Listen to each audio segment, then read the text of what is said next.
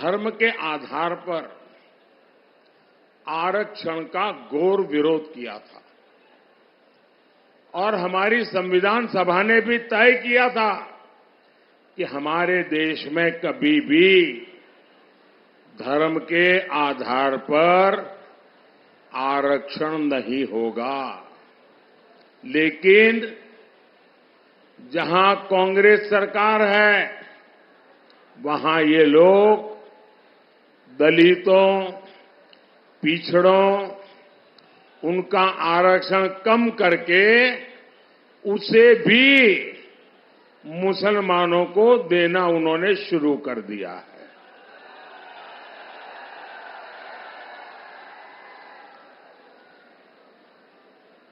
आप जानकर के आश्चर्य होगा ये संविधान की कैसी अवहेलना करते हैं। बाबा साहब आंबेडकर के सपनों को कैसे चूर चूर करते हैं। उन्होंने कर्नाटका में क्या किया? कर्नाटका में जितने भी मुसलमान हैं उन सबको रातों रात उन्होंने ओबीसी बना दिया, एक थप्पा मार के कागज निकाल दिया। इसका परिणाम यह हुआ कि जो पिछड़ों का आरक्षण था उसमें वो आ गए तो सारा डाका डाल करके ले गए और सारे पिछड़े रह गए। और यही मॉडल ये पूरे देश में लागू करना चाहते हैं। आप क्या हमारे एससी, एसटी, ओबीसी का हक लूटने देंगे क्या? छीनने देंगे क्या? सपा कांग्रेस को ये पाप करने देंगे क्या? साथियों, इतना ही नहीं, अब ये संविधान बदलकर एससी, एसटी, ओबीसी का पूरा आरक्षण मुस्लिमों को देना चाहते हैं। मैंने समाजवादी पार्टी से कहा था, अरे आप तो दिन रात पिछड़ों की बातें करते हो, पिछड़ों की राजनीति करते हो, आप तो हिम्मत करके ये पिछड़ों के साथ जो अन्याय करने का षड्यंत्र चल रहा है, पिछले दरवाजे से पिछड़ों का आरक्षण लूटने का जो जाल बिछाया जा रहा है, जरा उसका विरोध तो कीजिए। लेकिन ये सपा वाले मुंह पर ऐसा ताला लगा के बैठ गए, ऐसा ताला लगा करके बैठ गए कि वो बोलने को तैयार नहीं है। क्या ये सपा वालों को भी माफ कर सकते हैं क्या? साथियों, कांग्रेस आपका आरक्षण खत्म कर रही है और सपा उसका समर्थन दे रही है। और किसकी खातिर? सिर्फ और सिर्फ जो वोट जिहाद करते हैं वो वोट बैंक के खातिर करना चाहते हैं।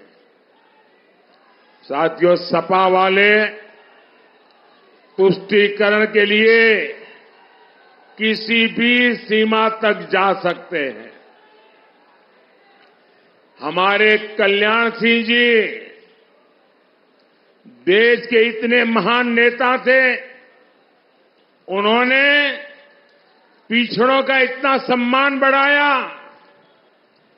उनका निधन हुआ तो सपा के मुखिया उन्हें श्रद्धांजलि देने तक नहीं गए।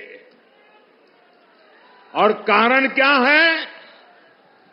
कारण यही है कि हमारे कल्याण सिंह जी बाबूजी राम भक्त थे, इसलिए मृत्यु के बाद भी कल्याण सिंह जी ने राम मंदिर के लिए अपनी सरकार बलिदान कर दी थी। अगर ये बाबूजी को श्रद्धांजलि देने जाते तो इनका वोट बैंक नाराज हो जाता। और वोट बैंक को खुश करने के लिए लोग क्या करते हैं, जब यूपी में एक माफिया की मौत होती है तो ये उसकी कब्र पर फातिहा पढ़ने पहुंच जाते हैं। साथियों, सपा कांग्रेस के कुशासन में बुंदेलखंड ने कितनी पीड़ा झेली है, कितनी बदहाली यहां हुई थी, ये लोग भूले नहीं हैं।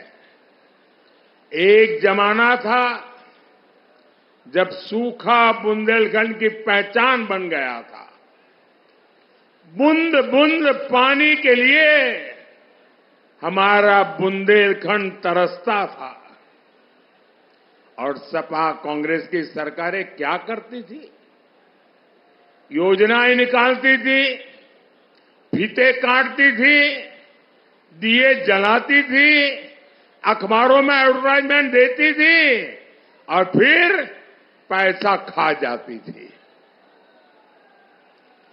गर्मी में पानी की ट्रेनें चलाने की नौबत आ जाती थी।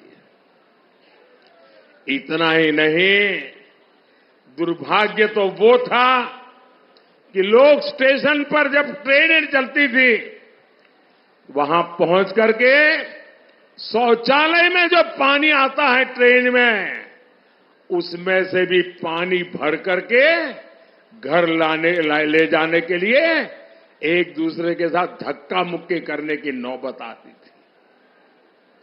आज जो नई पीढ़ी के लोग हैं, जो फर्स्ट टाइम वोटर है, शायद न उन्होंने ये देखा होगा न सुना होगा। मैंने बहुत सालों तक यहां संगठन का काम किया है। मैं आपके दर्द को जानता था और मेरे गुजरात में इस क्षेत्र के बहुत लोग रहते हैं, उनसे मेरा बड़ा निकट नाता है। वे जब यहां का वर्णन करते थे, आंख में से आंसू आ जाते थे। लेकिन सपा कांग्रेस ने यही हाल बना रखा था बुंदेलखंड का। साथियों, इन लोगों ने सूखे को, ये तो बुंदेलखंड की किस्मत है, हम क्या करें, हाथ ऊपर कर दिए थे। लेकिन साथियों, चुनौती को चुनौती देना, उसका दूसरा नाम है मोदी।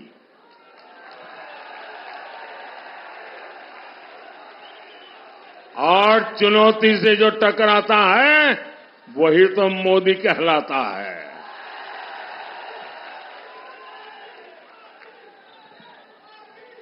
लेकिन आपने आपके इस सेवक मोदी पे भरोसा किया। मोदी ने इस संकट से लड़ने के लिए खुद को खपा दिया। हमने जल जीवन मिशन शुरू किया। सिर्फ 5 साल में हमने 12 करोड़ से ज्यादा घरों तक नल से जल पहुंचाया है। हमने इस क्षेत्र में सैकड़ों की संख्या में पानी की टंकियां बनवाई है। आज इस क्षेत्र में 400 से ज्यादा गांवों में पानी पहुंच चुका है। करीब 2.25 लाख घरों में शुद्ध पानी के कनेक्शन दिए जा चुके हैं। मैं बुंदेलखंड में काम की रिपोर्ट लगातार लेता रहता हूं। जो समस्याएं बची हैं उन पर भी काम चल रहा है। हमारी सरकार ने केन बेतवा लिंक परियोजना पर भी काम शुरू कर दिया है।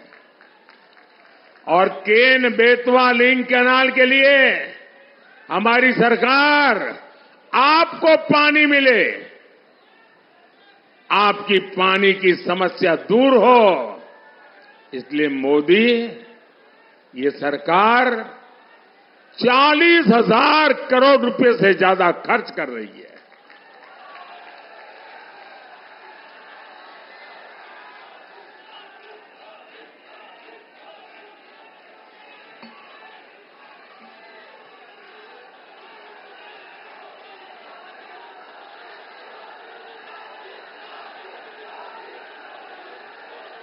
जब ये योजना पूरी होगी तो बुंदेलखंड के इतिहास में एक नया अध्याय शुरू होगा। विकास को नए पंख लग जाएंगे। और याद रखिएगा, ये योजना सिर्फ और सिर्फ भाजपा ही पूरा कर सकती है। और इसलिए बुंदेलखंड के तेज विकास के लिए मैं आपके पास भाजपा को आशीर्वाद देने के लिए मांग करने के लिए आया हूं। साथियों, पिछली सरकारों ने बुंदेलखंड के किसानों को आत्महत्या के लिए मजबूर किया था।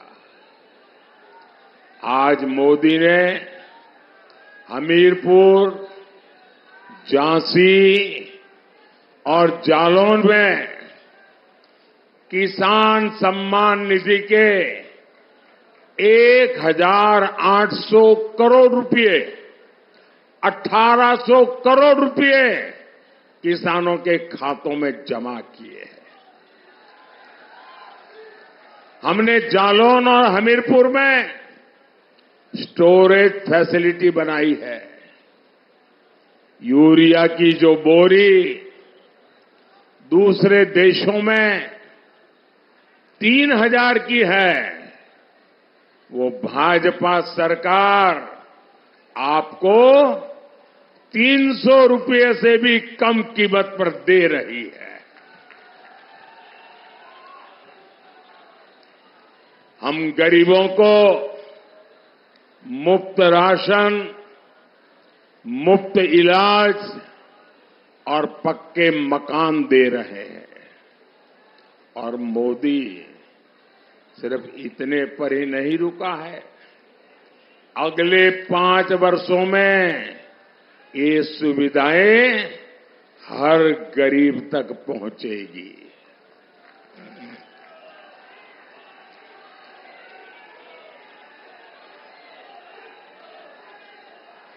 आप लोग मेरा एक काम करेंगे, अगर आप सबके सब हाथ ऊपर करके बताते हैं तो फिर मैं बोलूंगा।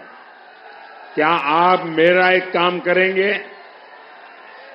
आप मेरा एक काम करेंगे? आप मेरा एक काम करेंगे? आप गांव-गांव जाते होंगे, अलग अलग बस्तियों में जाते होंगे। अगर कहीं पर भी आपको इक्का दुक्का ऐसे परिवार मिल जाए जिनके पास पक्का घर नहीं है, वो झोपड़ी में रहते हैं, कच्चे घर में रहते हैं, कोई ऐसे परिवार जिनको गैस का कनेक्शन नहीं मिला है, तो मेरी तरफ से मैं आपको कहता हूं, आप उनका नाम पता लिख करके मुझे भेज दीजिए।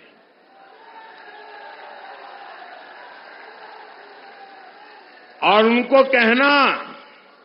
उनको कहना कि मोदी जी हमीरपुर आए थे और मोदी जी ने गारंटी दी है कि 4 जून के बाद जब नई सरकार बनेगी तो आपका मकान भी बनेगा। आप मेरी तरफ से उनको गारंटी दे देंगे? गारंटी दे देंगे? मेरे लिए तो आप ही मोदी है। और इस काम के लिए हम 3 करोड़ नए पीएम आवास बनाएंगे, ये मैं आपको गारंटी देता हूं। साथियों, हर परिवार में आजकल बुजुर्ग होते हैं, माता पिता, दादा दादी, चाचा चाची, नाना नानी, और जो बेटे बेटी कमाते हैं उनके पास 2 जिम्मेवारी होती है। एक तो अपने बुजुर्गों की सेवा करना, उनकी चिंता करना, खुद का ख्याल रखना और अपने बच्चों की परवरिश करना। और 70 साल की आयु के बाद कोई न कोई छोटी मोटी बीमारी तो आ ही जाती है, तो स्वाभाविक जो बेटा बेटी कमाते हैं उन पर एक नया खर्च आ जाता है, 1000-2000 रुपया।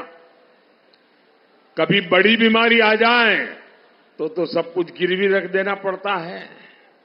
और इसलिए जो बेटे बेटी कमाते हैं उन पर आर्थिक बोझ न पड़े, इसलिए मोदी ने तय किया है कि आपके परिवार के कोई भी व्यक्ति हो, आपके परिवार के 70 साल से ऊपर के जो भी लोग होंगे, अगर उनको बीमारी हुई, इलाज की जरूरत हुई, तो खर्चा आपका बेटा मोदी करेगा।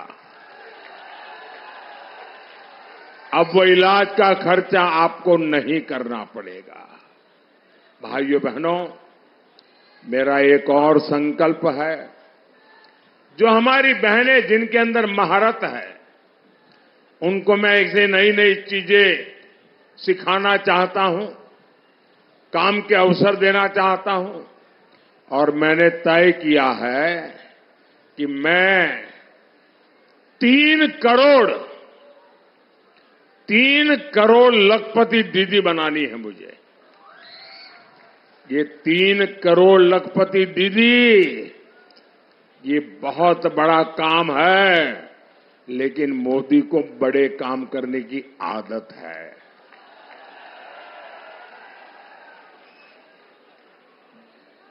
और ये मोदी की गारंटी है।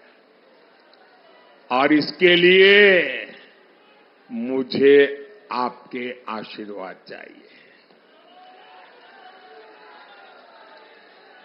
साथियों, पिछली सरकारें कहती थी बुंदेलखंड तो बिहड़ है, बिहड़,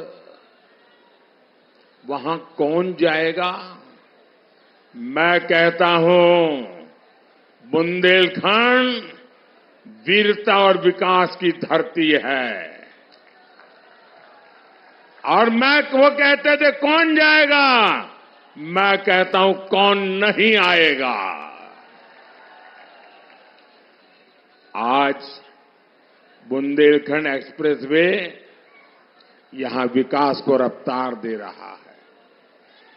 एक्सप्रेसवे के किनारे उद्योग धंधे लग रहे हैं। हमीरपुर में बड़ी बड़ी कंपनियां आ रही है। सुमेरपुर में सीमेंट फैक्ट्री भी लगी है। भाजपा सरकार देश में 2 डिफेंस कॉरिडोर बना रही है। मोदी ने तय किया एक डिफेंस कॉरिडोर वीरों की धरती बुंदेलखंड में बनेगा। हमारा प्रयास है कि युवाओं को बुंदेलखंड छोड़ करके जाना न पड़े। हमारा संकल्प है बुंदेलखंड उद्योग और रोजगार का केंद्र बने। साथियों, आज आल्हा उदल की धरती से मैं एक और प्रश्न पूछना चाहता हूं। आप मुझे बताइए, राष्ट्र का स्वाभिमान, इस मिट्टी का सम्मान कुछ इससे भी ऊपर हो सकता है क्या? हो सकता है क्या? मोदी ने कश्मीर से 370 हटाई, मोदी ने पाकिस्तान को मुंह तोड़ जवाब दिया। देश के स्वाभिमान के लिए मोदी दुनिया की बड़ी बड़ी ताकतों से भिड़ा। क्या ये सब इसलिए था कि कांग्रेस इस पर पानी फेरने की बात करे? आप देख रहे होंगे कांग्रेस पार्टी कह रही है कि वो कश्मीर में फिर से आर्टिकल 300 वापस लाएंगे और लगा देंगे। कांग्रेस आजकल हमें धमकी दे रही है कि पाकिस्तान से डरो, पाकिस्तान के पास एटम बम है। मैं तो कहता हूं कांग्रेस के लोगों को बुंदेलखंड की इस धरती पर आकर समझना चाहिए कि वीरता क्या होती है।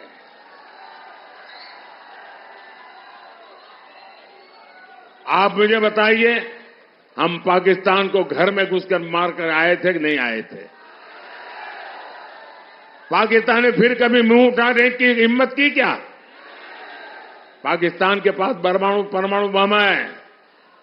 इसकी धमकी देने वालों को पता नहीं है, उनको उसके रखरखाव का खर्चा नहीं है, उनके पास संभालने का खर्चा नहीं है। उनके पास साथियों वो कहते हैं मिसाइलें हैं। हम बुंदेलखंड में जो डिफेंस कॉरिडोर बना रहे हैं ना, वो पटाखे बनाने के लिए नहीं है, मिसाइल बनाने के लिए है। पाकिस्तान का डर दिखाकर वोट मांगने वालों को आप वोट देंगे क्या?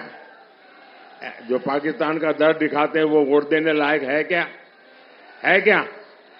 साथियों, 20 मई को आपका वोट सशक्त भारत, विकसित भारत, इसकी गारंटी होगा।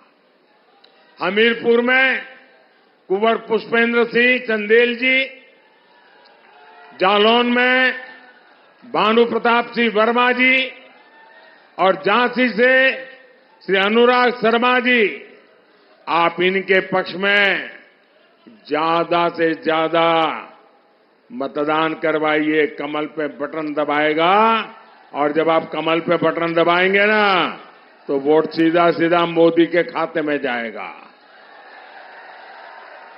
तो ज्यादा से ज्यादा मतदान करवाएंगे, पोलिंग बूथ जीतेंगे।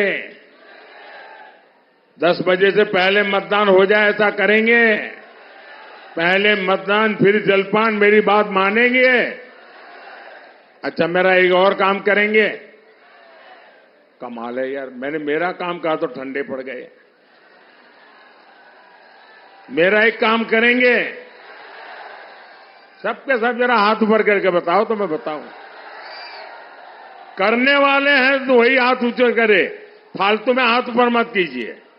करेंगे? अच्छा, एक काम करना, इन दिनों ज्यादा से ज्यादा लोगों को मिलना, ज्यादा से ज्यादा घरों में जाना, ज्यादा से ज्यादा परिवारों में जाना और परिवार में बैठ करके कहना सभी परिवार के मुखिया को कि बोले मोदी जी हमीरपुर आए थे और हमीरपुर में आए थे तो मोदी जी ने खास आपको जय श्री राम कहा है। मेरा जय श्री राम पहुंचा देंगे? पक्का पहुंचा देंगे? बोले भारत माता की, भारत माता की। बहुत बहुत धन्यवाद।